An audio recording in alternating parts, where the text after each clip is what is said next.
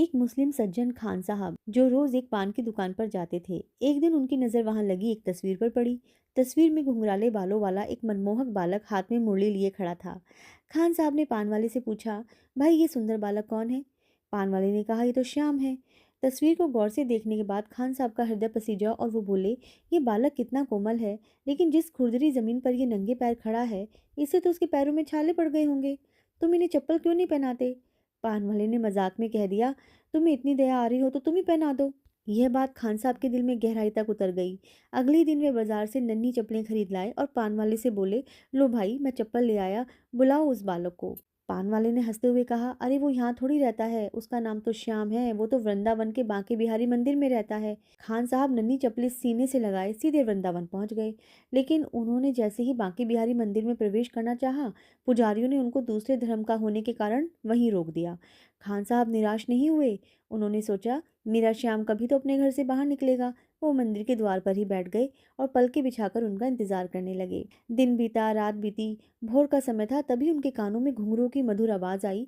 उन्होंने चारों तरफ देखा कि कोई नहीं था। फिर जब नीचे नजरें गई तो देखा मनमोहक श्याम उनके चरणों के पास बैठा है। खान साहब की खुशी का ठिकाना न रहा। अगली पल उनकी आंखों से आंसू छलक पड़े। कन्हैया के नन्हे पैरों से खून बह रहा था और कांटे भी चुभे हुए थे।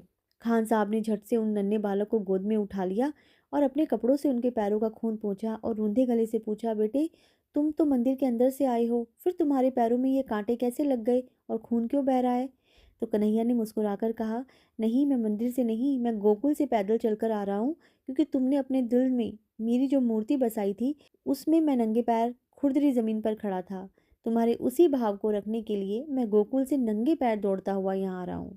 यह सुनते ही खान साहब भगवान को पहचान गए। उन्होंने कन्हैया के चरण पकड़ लिए और रोते हुए वादा किया, हे कन्हैया, हे मेरे मालिक, आज से मैं केवल तेरा हूँ। अब जीवन भर मैं तेरे ही गुणगान गाऊंगा। इसी तरह से एक साधारण मुस्लिम भाई ब्रजभूमि के महान और अमर भक्त रसखान बन गए। जी हाँ, परमात्मा को किसी विशेष धर्म, जाति या कठिन पूजा पाठ की आवश्यकता नहीं। जहाँ निश्चल प्रेम और वात्सल्य होता है, वहाँ भगवान स्वयं नंगे पैर दौड़कर चले आते हैं।